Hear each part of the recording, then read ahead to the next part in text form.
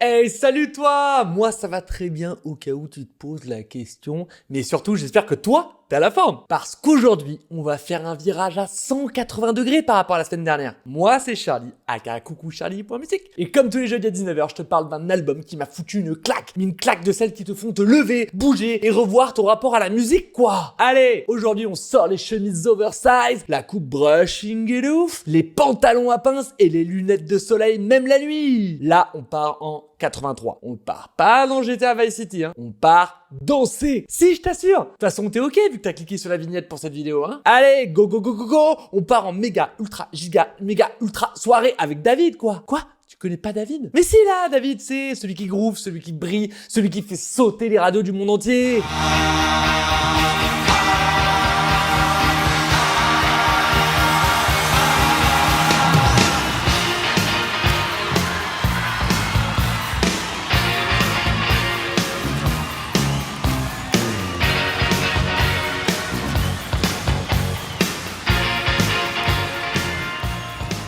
Aujourd'hui, on va parler de Let's Dance, un disque qui a choqué tout le monde à sa sortie et qui continue 40 ans plus tard à foutre le feu au dance floor et à diviser les fans hardcore. Parce que ouais, en 83, David Bowie a décidé de dire bye bye aux expérimentations berlinoises, aux sonorités obscures, aux ambiances camées des années 70. Fini les nappes froides, mais pas fini la Place à la funk, place à la pop, place au cuivre qui claque et aux guitares qui brillent comme le soleil de Miami. Et place à un certain Stevie Ray Vaughan en guest surprise à la gratte. Bordel quoi! T'inquiète, on en parle juste après si tu sais pas qui c'est. Un album qui a changé sa carrière, qui a changé les charts et qui te donne encore aujourd'hui envie de faire des déhanchés que même ton miroir n'approuve pas. Allez Balek, on s'en fout, kiffe c'est tout, point la ligne, allez, finito bambino. Allez, prépare tes plus beaux pas, on plonge ensemble dans Let's Dance de David Bowie. I stumble into town, just like some sacred cow. Visions of swastikas in my head, that's for everyone. Bon déjà, virage commercial, ok. Mais putain que c'est pas con et bien fait quoi. Et bon, groupe, c'est un bien grand mot ici. On parle de David Bowie. David quoi? L'homme aux 1000 visages, le caméléon, le type qui, en 83, a déjà eu 10 carrières différentes. Avant Let's Dance, Bowie sortait de sa trilogie berlinoise arty et dépressive, avec Low, Heroes, Lodger, et d'un Scary Monster and Super Creeps qui avait encore un pied dans la folie sonore et l'autre dans la pop plus digeste. C'est vrai. Mais voilà, le monsieur en a marre de n'être qu'un génie culte. Il veut être une star planétaire, genre un Michael Jackson, mais en blond, avec un accent british et des pommettes de statue grecque. Il sort aussi de quelques galères contractuelles. Il vient de signer un énorme contrat avec EMI et il veut frapper fort. Très fort. Très très très très fort. Let's Dance sera donc un album pensé pour cartonné. Mais attention, on n'est pas chez un Yes Man non plus, hein. Bowie reste Bowie. Il va juste troquer ses synthés déprimés contre des grooves dansants et une prod ultra léchée. Et pour ça, il s'entoure d'un gars pas trop dégueu, je crois. Enfin, cool, quoi. Je sais pas si tu connais... Attends, c'est quoi? C'est Nile Rodgers, le boss de Chic, le parrain du disco funk new-yorkais.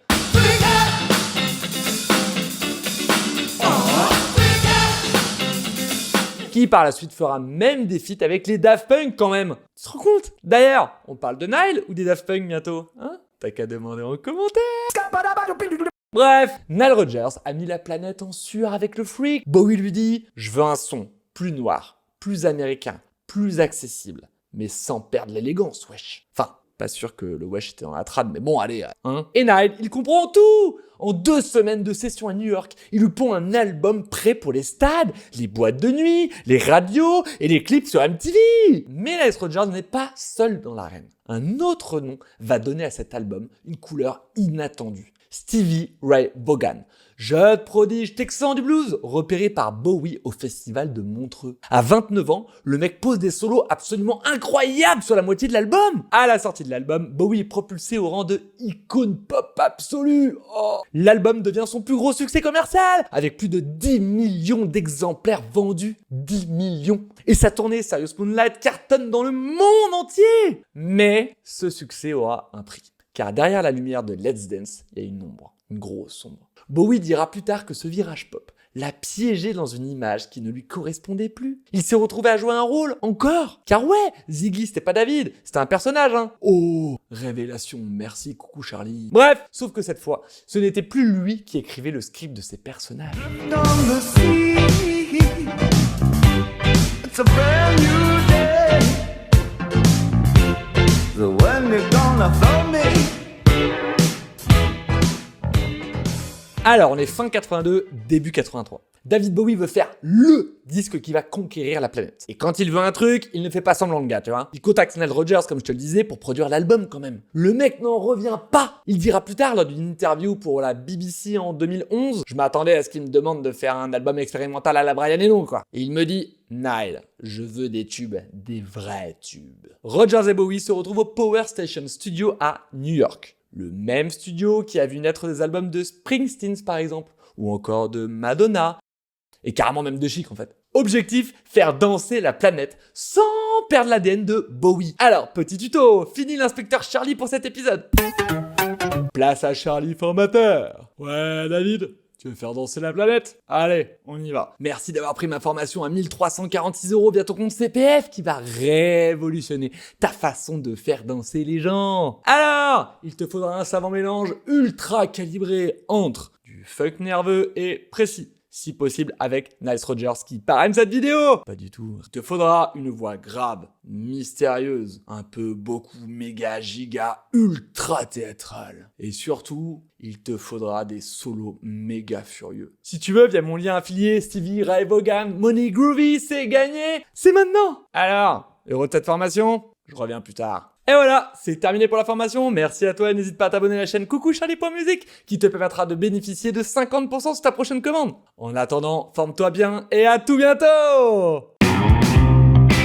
Bref, et là, magie. Ça marche à fond. Bowie voulait du neuf, mais sans renier le fond. Résultat, des morceaux qui groovent à mort, tout en gardant ce côté glam, étrange, presque menaçant en fait parfois. Petite anecdote que j'ai trouvé sympa, à la base Let's Dance était une balade triste et lente. Bowie la joue à Nile à la guitare sèche. Rodgers l'écoute, réfléchit 2 secondes et dit « Ok, laisse-moi faire un truc ». Il revient juste 2 heures plus tard, avec la version funky qu'on connaît tous. Bowie est resté bouche bée. Et tout est enregistré très vite, 17 jours en tout, entre décembre 82 et janvier 83. Bowie est ultra efficace, concentré et sobre surtout, et surtout très clair dans sa vision. Il veut un son massif mais clair, dansant mais classe, mainstream mais pas con. Et grâce à Nile, il l'obtient. Le mix final est signé Bob Clearmountain, un des ingé sons les plus réputés de l'époque. Le mec, par exemple, mixe aussi Tattoo You des Stones ou Born in the USA de Springsteen. Autant te dire que c'est du lourd! Et le résultat, c'est ce qu'on va explorer maintenant. Un album tendu, lumineux, groovy et parfois bizarre,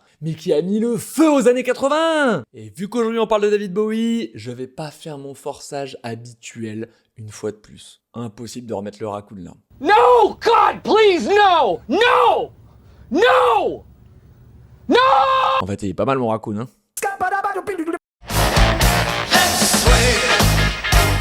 You can look into my eyes. Let's sway. Under the light. The serious moonlight. If you say run, I'll run with you. Ce morceau, c'est littéralement le virage grand public de David Bowie. Avant ça, il est l'icône caméléon du glam, du rock expérimental, du Berlin chelou avec Brian Eno. Mais là, avec Let's Dance, il entre plein de gaz dans les années 80. Il vient pour conquérir les charts. Pas le temps de niaiser le mec en fait. Mais attention, c'est pas une simple chanson pop. C'est un piège brillant. Parce que sous ce groove irrésistible, ce morceau est froid, glacial même. Musicalement, tout est calibré pour que ça tape. Une ligne de basse sèche et mécanique. Les petites cocottes funky de Nile Rodgers à la guitare, tranchantes comme des lames de rasoir, quoi, tu vois. Et au milieu de tout ça, les solos de Stevie Ray Vaughan qui débarque avec sa petite Fender Stratocaster, comme s'il allait renverser la table, quoi. Ces interventions blues ultra expressives foutent presque le feu à ce morceau tout lisse. Ça casse la mécanique parfaite. C'est ça qui rend le morceau fou dingo, quoi. D'accord? Pas d'accord? Ouais, Balek. Ce qu'on oublie souvent, c'est que Let's Dance, c'est pas juste une chanson pour danser. C'est une chanson sur la peur, la pression sociale, les faux semblants dans les relations. Les paroles parlent d'un couple qui essaie de se convaincre que tout va bien. If you say run, I run with you. If you say hi, we'll hide. Let's dance. C'est pas si fun que ça, hein. Le clip renforce ce malaise. Tourné en Australie, il montre un couple aborigène dans une société blanche qui les marginalise. Le message est clair. Ouais, on danse, mais on ferme les yeux sur l'injustice. Et ça, c'est toute la force du morceau. Tu crois que t'écoutes un tube pour faire la fête, mais Bowie te parle d'aliénation en fait. C'est brillant. Tu danses, mais tu devrais pas être si bien. Un peu comme en boîte à 4h du mat, quand la musique tape encore fort, mais que t'as compris que cette soirée ne te sauvera pas, que c'est fini. Côté chiffres, c'est simple. Let's Dance est un carton planétaire. Numéro 1 aux USA, UK, en France, en Allemagne, partout. C'est le morceau qui fait exploser Bowie à une échelle mondiale. Et c'est aussi ce qui va créer une pression énorme pour la suite. Parce que quand tu fais danser la planète entière, bah on attend de toi que tu recommences. Heureux les simples d'esprit. Hein. Et ça, Bowie va le traîner comme un poids par la suite. It's not really work, just a power to charm. I'm like it in the rain, but I'll never wave bye-bye. But I try.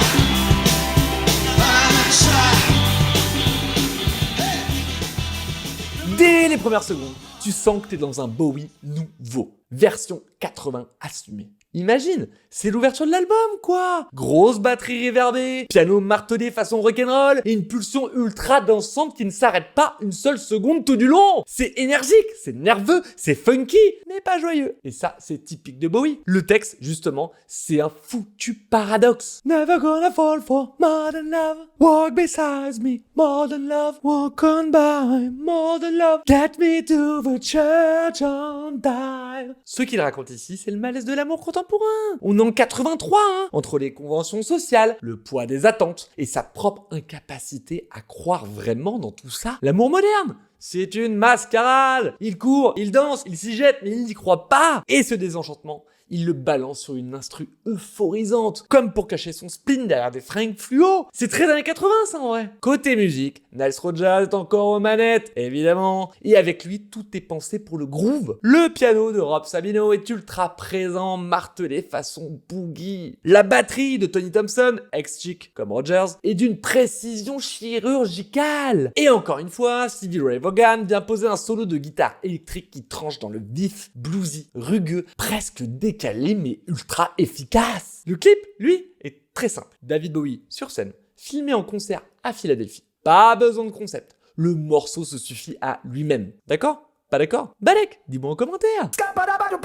À noter, Modern Love ouvre aussi Frances Ha de Noah Baumbach en 2021 dans une scène culte où l'héroïne court dans la rue en dansant. Ça résume tout. Ce morceau, c'est courir pour échapper au vide. Et c'est aussi un hit. Top 10 au UK, carton sur MTV, et un des morceaux les plus diffusés de l'année 83. Il installe directement le nouveau Bowie, plus accessible, plus pop, mais toujours sarcastique et introspectif. Putain, je l'aime!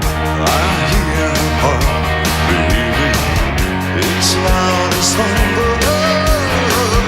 I saw it start crashing. I'm just a wreck without my little child girl.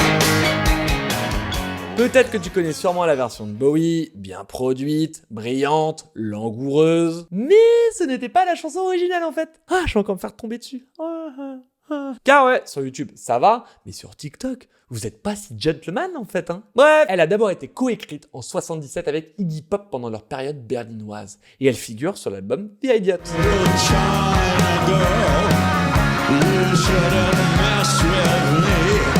À l'époque, c'est un morceau un peu crade, un peu étrange, à la limite de la dépression. Mais ici, avec Nile Rodgers à la prod, c'est une toute autre ambiance. Pourtant, le fond reste ultra chargé. Cette chanson parle, oui, j'aime les listes dans cette vidéo, de colonialisme culturel, un homme blanc fantasme sur une femme asiatique comme sur un bibelot, de relations déséquilibrées, va vraiment lire les paroles et viens commenter ma vidéo ensuite pour me dire que j'y vais fort. De désillusions amoureuses totales. Bon, ça c'est beau, ça me touche. Et surtout, Bowie l'a dit lui-même dans une biographie à lui, que j'ai lu d'ailleurs, qui est caché par là. C'est une chanson sur la destruction d'un amour innocent par la politique, le sexisme et la consommation. La production, elle, est volontairement piégeuse. Un groove lent, presque lascif, couplé avec des nappes de synthé ultra douces et des guitares funky. Mais surtout, comme d'hab, ce solo abrasif de Stevie qui vient tout faire dérailler, quoi. Le contraste est glaçant mais volontaire. Bowie voulait que le morceau soit un poison sucré. Et le clip va encore plus loin. On y voit Bowie avec une femme asiatique incarnée par Kelly Genji, avec qui il a eu une relation, dans une mise en scène très sensuelle, mais aussi pleine de symboles de possession et de fétichisation. Le plan final, où Bowie et sa partenaire sont allongés, nus sur une plage, en hommage à ce morceau. C'est Bowie en mode subversion totale, quoi. Il t'attire avec une belle mélodie, puis il te retourne la tête, avec un discours hyper critique sur la domination occidentale. Et à l'époque, tout le monde a dansé dessus sans capter quoi. Mais en vrai, je dis à l'époque, tu le savais toi? C'est ironique, absolument. Bowie style. Bon allez, je t'en fais une de plus quand même. Comme d'hab, j'allais pas te faire que les 3, évidemment, obviously. Et en vrai, je me suis décidé en réécoutant l'album de quel morceau en plus j'allais te faire. Je l'ai écouté d'abord en mode fond sonore, où forcément, il y avait quasiment que les singles qui sont ressortis. Et puis, ils sont au début, donc bon. Mais je l'ai réécouté attentivement. Avec Ricky dans le canapé, comme tu peux voir là, juste derrière pour un petit câlin pépouze. Non, je déconne, c'est la teuf avec ses joujoux, tu vois, ils sont encore là, ces joujoux. Et le morceau qui est ressorti, je trouve, avec mes goûts, c'était... You never told me of your other faces. You were the widow of a wildcat. And now I know about your special kisses. And I know you know where that is at. Alors déjà, ce n'est pas un morceau de Bowie. Il s'agit d'une reprise d'un groupe obscur New Wave anglais, Metro, formé en 76. Et quand je dis obscur, c'est pas juste une façon de parler. Leur version originale de Criminal World est sortie en 77 et a été quasiment interdite de diffusion par la BBC. Pourquoi? Parce que c'était trop sexuellement ambigu, trop osé, trop non hétéro-compatible, disons, Zut! Et c'est dit dans le Guardian, Purée, époque tristou quand même. Soyons libres, bordel! Non? Bref, Bowie, lui, a flairé le potentiel. Et comme il a toujours aimé jouer avec les normes sexuelles, il a décidé de reprendre ce morceau et de le lisser un peu pour le rendre acceptable, mais sans vraiment enlever le malaise latent. Ce que ça raconte, une relation torride, toxique, peut-être illégale, ou en tout cas moralement réprouvée, avec des tensions identitaires et sexuelles à tous les étages. Extrait des paroles originales censurées par Bowie. You never told me of your other faces. You were a woman. No, you're a man. Pour ceux qui comprennent pas mon accent ou pour les non-English speakers, en gros, c'est une meuf devenue un homme, mais qui ne l'a pas dit. Dans la version de Bowie, cette ligne-là, squeeze, zappé. Mais l'ambiance reste tout de même une fascination pour les corps interdits, pour les jeux de rôle, pour ceux qui se trament dans l'ombre. Certes, c'est plus kiki, mais il n'a pas changé la chanson en mode « j'aime mon tracteur et la betterave », quoi, tu vois. Et au passage, c'est quand même une sacrée critique des sociétés puritaines qui préfèrent fermer les yeux. Et musicalement, c'est simple. Guitare claire et précise, basse discrètement funky, un Bowie qui susurre plus qu'il ne chante. Et au-dessus de tout ça, une tension sexuelle sourde qui rampe sous la surface comme un serpent dans du velours, quoi. Est-ce que Criminal World est aussi célèbre que Modern Love ou Let's Dance? Non. Est-ce que c'est probablement le morceau le plus trouble de tout l'album? Ouais. Et c'est aussi ça, Bowie. Toujours prêt à glisser un truc dangereux dans une chanson élégante. Et alors, d'accord ou pas avec ma petite secta, là? Allez, vas-y, donne-moi la tienne en commentaire. Je suis hyper curieux, comme tu le sais, depuis maintenant une dizaine d'épisodes, quoi.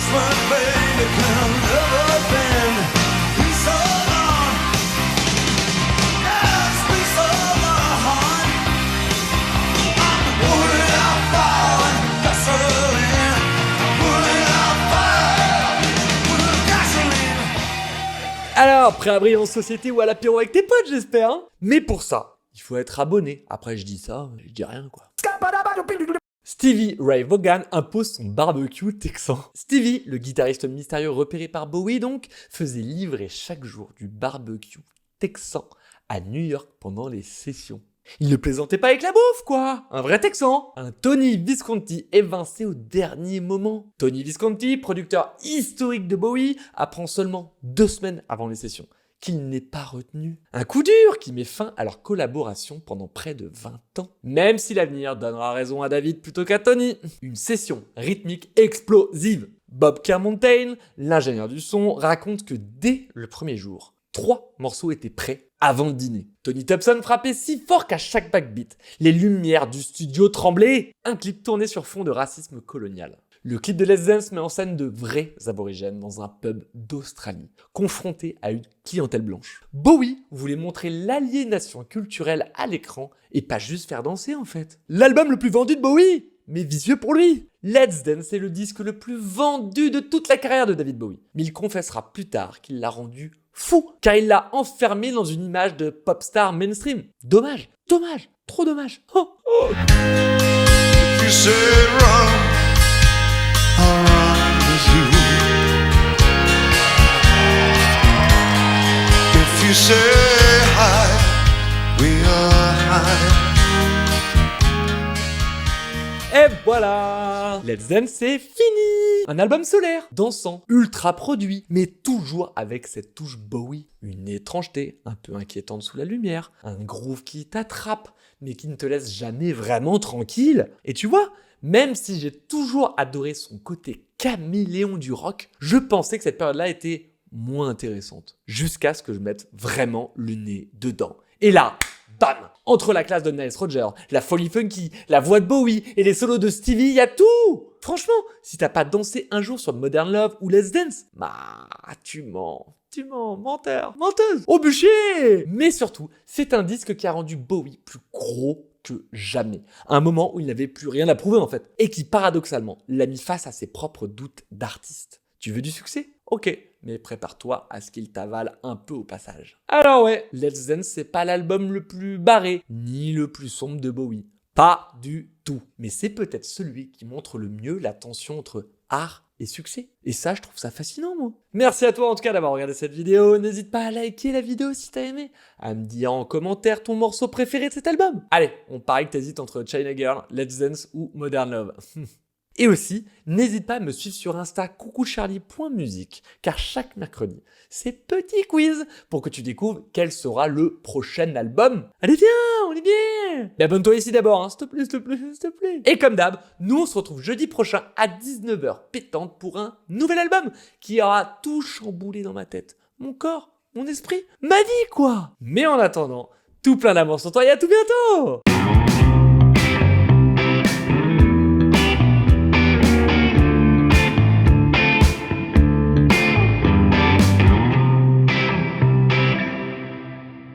À me dire en commentaire, putain Ricky. Ah, tu fais Ricky, canapé. Merci Ricky, t'es fort, t'es le plus beau. T'es beau.